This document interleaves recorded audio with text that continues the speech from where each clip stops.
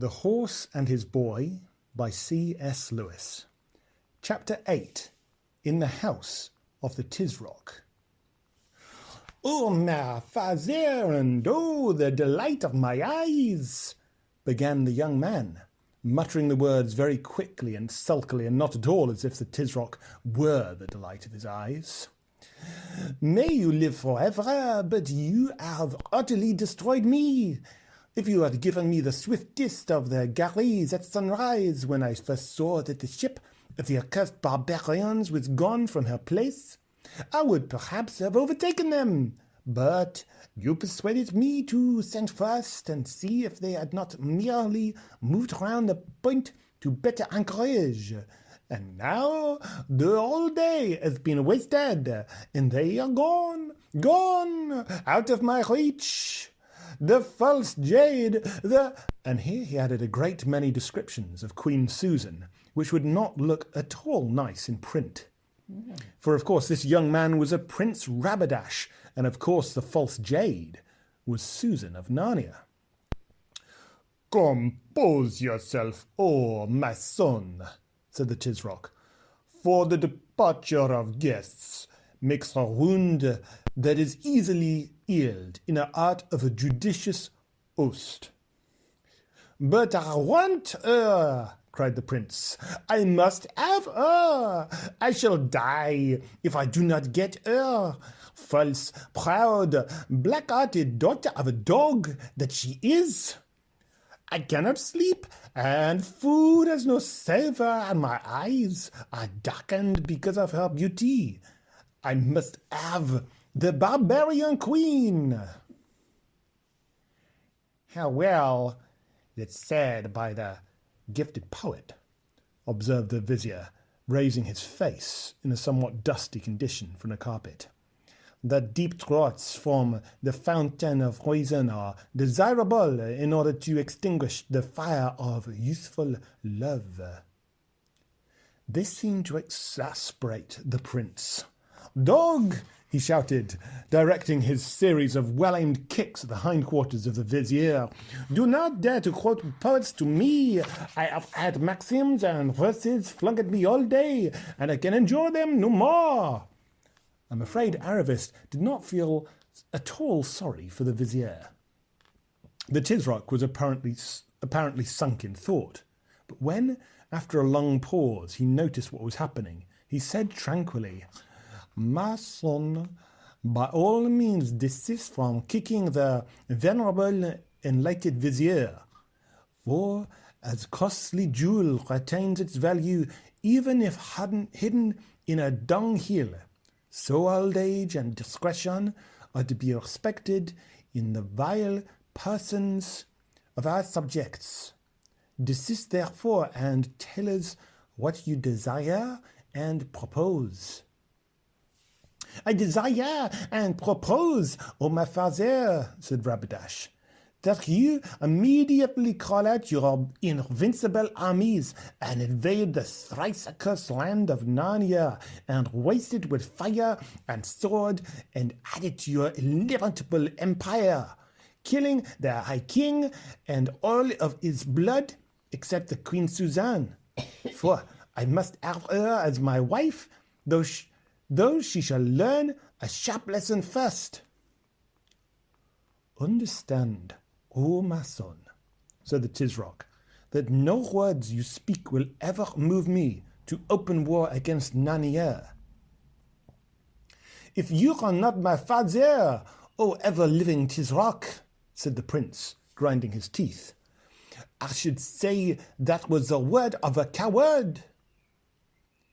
"And if you are not my son, O most inflammable Rabadash," replied his father, "your life would be cut short, and your slow death when you had said it." The cool, placid voice in which he spoke these words made Aravis' blood run cold.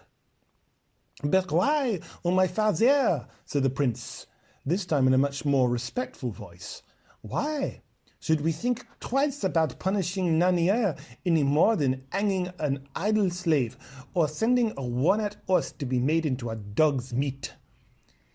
It is not the size of one of the least of your provinces. 1,000 spears could conquer it in 5 weeks.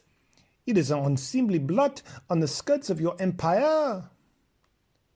Most undoubtedly, said the Tisroc.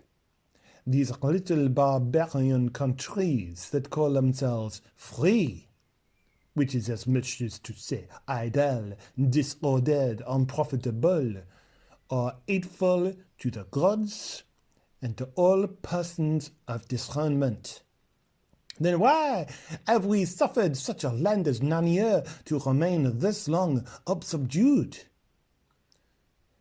No, O enlightened prince, said the Grand Vizier, that until the year in which your exalted father began his salutary and unending reign, the land of Nania was covered with ice and snow, and was moreover ruled over by a most powerful enchantress.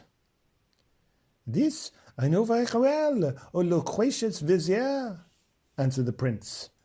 But I know also that the enchantress is dead, and the ice and snow have vanished, so that Nania is now wholesome, fruitful, and delicious. And this, O most learned prince, has doubtless been brought to pass by powerful incantations of the wicked persons who now call themselves kings and queens of Nania. I am rather of the opinion, said Rabadash, that it has come about by the alteration of the stars and the operation of natural causes. All this, said the Tisroc, is a question for the disputations of learned men. I will never believe that so great an alteration and killing of the old enchantress were effected without the aid of strong magic.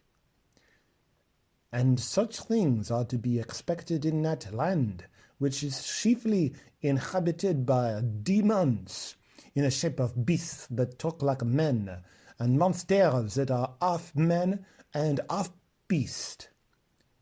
It is commonly reported that the High King of Narnia, whom may the gods utterly reject, is supported by a demon of hideous aspect and irresistible maleficence, who appears in the shape of a lion. Therefore, the attacking of Narnia is a dark and doubtful enterprise, and I am determined not to put my hand out further than I can draw it back. How blessed is Kalaman, said the Vizier, popping up his face again, on whose ruler the gods have been pleased to bestow prudence and circumspection. Yet, as the irrefutable and sapient Tisroc had said, it is very grievous to be constrained to keep our hands off such a dainty dish as Nania. Gifted was the poet who said, but at this point, Ashosta noticed an impatient movement in the prince's toe and became suddenly silent. It is very grievous, said the Tisroc in his deep, quiet voice. Every morning the sun is darkened in my eyes, and every night my sleep is less refreshing because I remember that Narnia is still free. Oh, my father, said Rabadash. How, if I show you a way, that you can stretch out your arm to take Narnia and yet draw it back unarmed, if the attempt prove unfortunate?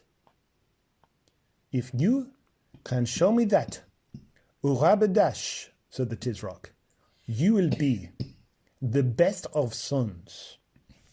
Here then, O father, this very night, and in this hour, I will take but 200 horse, and ride across the desert, and it shall seem to all men that you know nothing of my going. On the second morning, I shall be at the gates of King Lune's castle in Anvad in Akinland. They are at peace with us and unprepared, and I shall take Anvad before they have bestowed themselves. Then I will ride through the pass above Anvad and down through Narnia to Cair Paravel. The High King will not be there. When I left them, he was already preparing a raid against the giants of his northern border. I shall find Cair Paravel, most likely with open gates, and ride in. I shall exercise prudence and courtesy and spill as little Nadian blood as I can. And what then remains but to sit there till the splendor Hylene pulls in, with Queen Suzanne on board, catch my strayed bird as she sets foot ashore, swing her into the saddle, and then ride back to Anvad. But it is not probable, O my son, said the Tisroc, that at the taking of the woman either King Edmund or you will lose his life.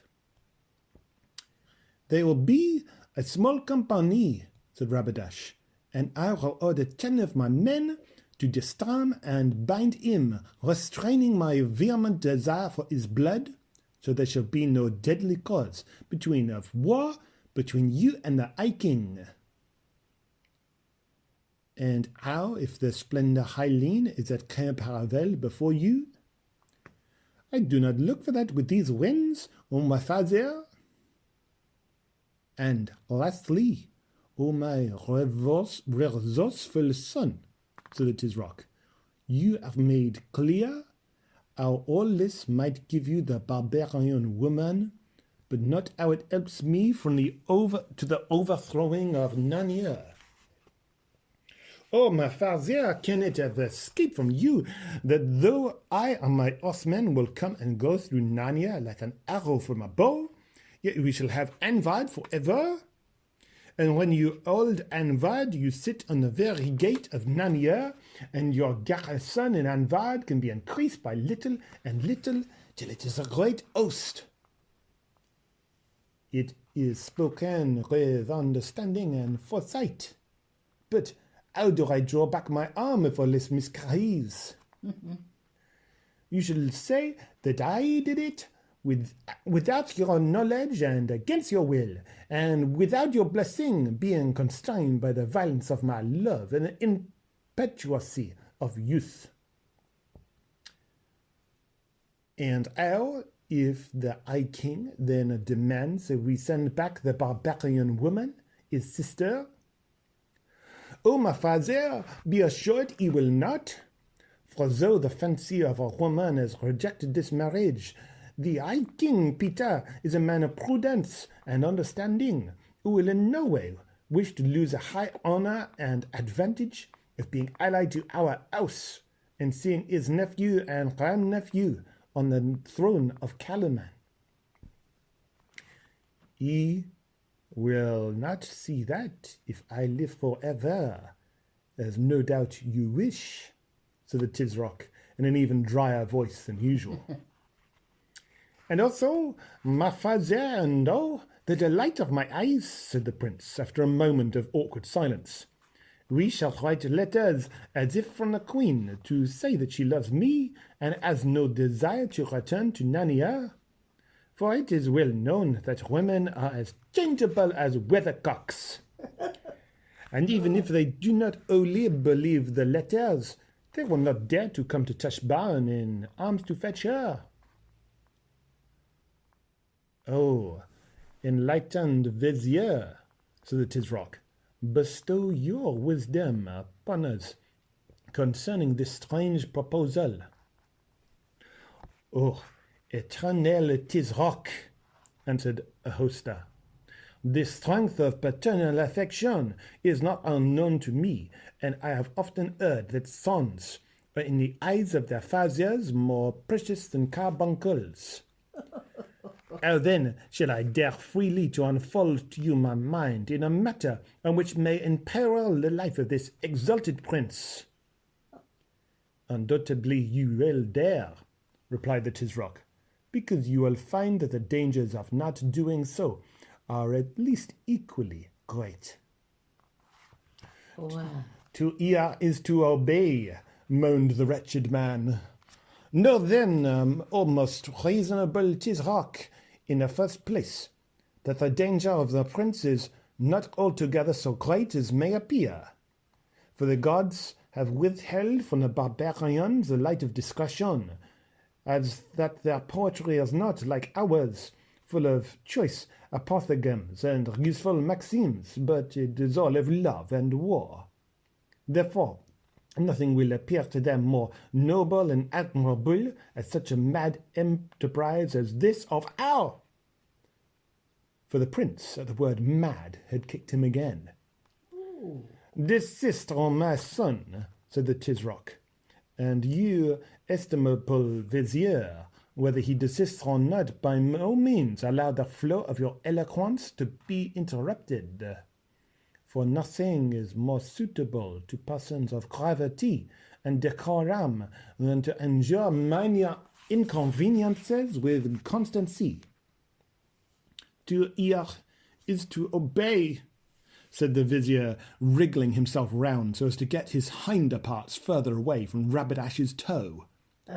Nothing, I say, will seem as pardonable, is, if not estimable, in my eyes as this hazardous attempt, especially because it is undertaken for the love of a woman. Therefore, if the prince by misfortune fell into their hands, they would assuredly not kill him. Nay, it may even be that though he failed to carry off the queen, yet the sight of his great valour and of the extremity of his passion might incline her heart to him. That is a good point, old babbler, said Rabadash. Very good, however it came into your ugly head.